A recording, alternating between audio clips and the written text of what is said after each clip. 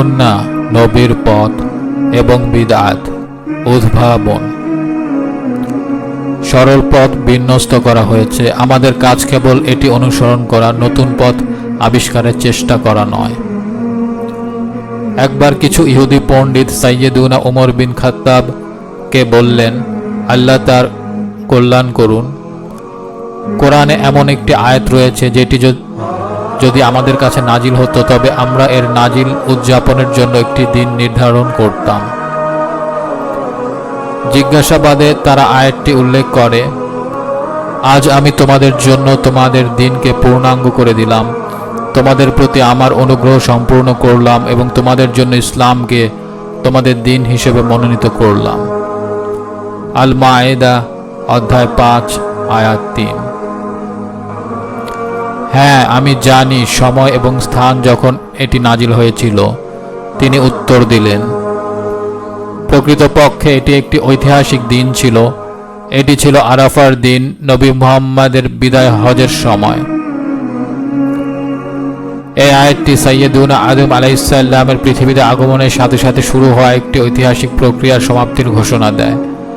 আল্লাহ তার সাথে তার পথপ্রদর্শক কিতাব পাঠিয়েছিলেন এবং তাকে জানিয়েছিলেন যে পরবর্তী প্রজন্মের মধ্যে আরও রাসূল আসবেন। বিভিন্ন সময় বিভিন্ন দেশে পাঠানো 1,24,000 নবীর মাধ্যমে এই প্রক্রিয়া চলতে থাকে। শেষ রাসূল মুহাম্মদ সাল্লাল্লাহু আলাইহি সাল্লামের আগমনের মাধ্যমে সমাপ্তি ঘটে।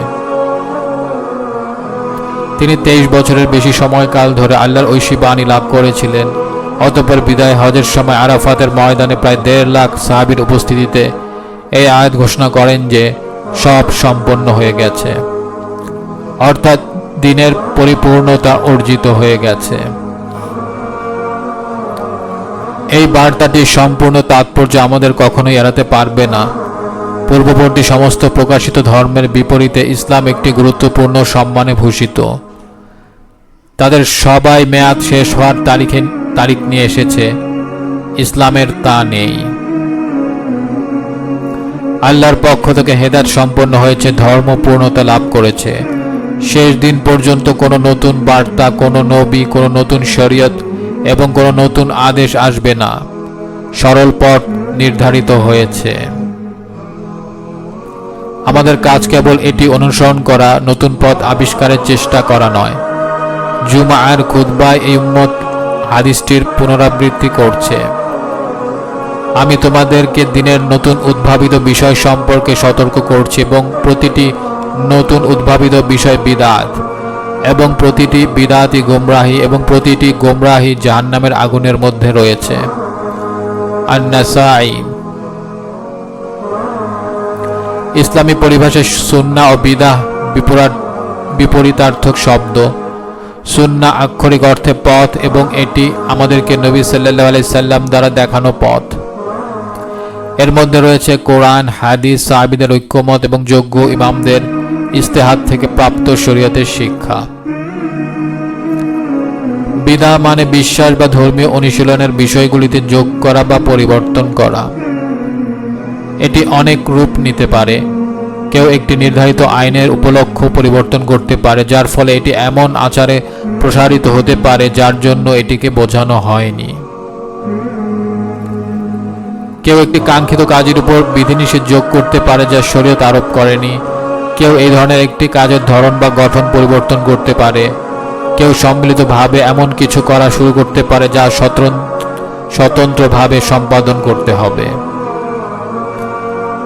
অথবা কেউ একটি আইনের শরীয়ত অবস্থাকে জায়েজ থেকে বাধ্যতামূলক করে পরিবর্তন করতে পারে। অবশ্যই কেউ এমন একটি আচারও যোগ করতে পারে যেখানে কোনোটিই ছিল না। এগুলো সবই বিদআতের রূপ, এগুলো সবই হারাম। বিদআত হলো জাল মুদ্রার মতো যা ভালো মুদ্রাকে তাড়িয়ে দেওয়ার চেষ্টা করে। নকশা অনুসারে এর একটি পূর্ণময় ধর্মীয় বিধানের অবয়ব রয়েছে, কিন্তু তা শরীয়তের বাইরে অবস্থিত। তাই এর উৎসগুলি অনুসন্ধান করুন, যেগুলির প্রচুর সংখ্যক ক্ষেত্রে আশেপাশের সম্প্রদায়গুলির থেকে অন-ইসলামিক প্রভাবের চিহ্ন পাওয়া যাবে, যার সাথে মুসলিম সম্প্রদায়গুলি ঐতিহাসিকভাবে সংস্পর্শে এসেছিল। অতঃপর এর গাঁজাখুরি গল্পের আলামত থেকে একে সুন্নত থেকে আলাদা করে। প্রথমত, বিদআতগুলি সাধারণত অঞ্চল ভেদে পরিবর্তিত হয় এবং সময়ের সাথে সাথে তাদের স্থানীয় অন-ইসলামিক উৎস প্রকাশ করে। এটি প্রকৃত ধর্মীয় অনুশীলনের বিপরীত, যা সর্বত্র একই রূপ বজায় রাখে। সে যেখান থেকে আসুক না কেন, হানাফি ফিকের একজন অনুসারী ঠিক একইভাবে সালাত আদায় করবেন, একদম নিচের দিকের বিবরণে, যেমন কখন তর্জনী তুলতে হবে। বিপরীতে ভারত পাকিস্তান উপমহাদেশে বিবাহ বা মৃত্যুকে ঘিরে বিদআত প্রথাগুলি আরব বা আফ্রিকার থেকে ভিন্ন। দ্বিতীয়ত, বিদআত প্রথাগুলি মূলত মৌখিক ঐতিহ্যের মাধ্যমে প্রেরণ করা হয়। এর মধ্যে অনেকেরই নিজস্ব একটি ছদ্ম আইনি আচার-অনুষ্ঠান কাঠামো রয়েছে, কিন্তু মানসম্মত আইনি গ্রন্থে এটি খুঁজে পেতে একজনকে চাপ দেওয়া হবে, যা কল্পনাতীত, বরং তা লোককাহিনীতে বাস করে। এটি একটি সাধারণভাবে পালন করা অভ্যাস সুন্নাহ না বিদআত কিনা তা নির্ধারণের জন্য আমাদের একটি সাধারণ পরীক্ষার দিকে নিয়ে যায়। যদি এটি একটি ধর্মীয় আচার হিসাবে সঞ্চালিত হয়, তবে এটি ফিকহের একটি নির্ভরযোগ্য বই থেকে দেখুন। যদি সেখানে এটি না থাকে, তবে সম্ভবত এটি একটি সুন্নাহ নয়। উদাহরণ হিসাবে, সালাত শেষ করার পর কর্মর্দনের অভ্যাস বিবেচনা করুন। আপনার ফিকহ গ্রন্থে সালাত বিষয়ক অধ্যায়টি খুলুন। এটি সালাত প্রদানের সাথে জড়িত সমস্ত পদক্ষেপগুলিকে বিশদভাবে তালিকাভুক্ত করে। এটা কি হ্যান্ডশেকের কথা উল্লেখ করে? না। আমাদের ধারণা আছে যে এটি একটি বিদআত, যা এটি। একইভাবে একজন ব্যক্তির মৃত্যুতে সাধারণভাবে সম্পাদিত সমস্ত আচার-অনুষ্ঠান দেখুন। আবার ফিকহের বইগুলো কিভাবে জানাজা ও দাফন করা উচিত তা বিশদভাবে বর্ণনা করে। কিন্তু তারা কি এটা উল্লেখ করে যে তৃতীয় দিনে বা 10ম বা 40তম একটি সমাবেশের আয়োজন করা উচিত, যেখানে অংশগ্রহণকারীরা মৃত ব্যক্তির উপকারের জন্য কোরআন তেলাওয়াত করবে এবং তারপরে তাদের রাতের খাবার পরিবেশন করা উচিত? আবারও উত্তর হলো না। আবারও কারণ এই যে এইসব প্রচলিত প্রথা শরীয়তের অংশ নয়, এগুলো একটি সংযোজন বা বিদআত। অবশ্যই এটি একটি আইনগত নীতি নয়। এই স্পষ্ট কারণের জন্য এটা হতে পারে না যে বিদআতগুলি অন্তর্ভুক্ত করে এমন একটি ফিকহের বই লেখা থেকে কাউকে আটকাতে হবে। শেষ পর্যন্ত একটি কাজ বিদআত না সুন্নাহ কিনা তা নির্ধারণ করার জন্য একজনকে আলেমদের কাছে যেতে হবে। তবু এই পরীক্ষা একজন সাধারণ ব্যক্তিকে সাধারণ আচার অনুশীলন সম্পর্কে প্রশ্ন তুলতে সাহায্য করতে পারে।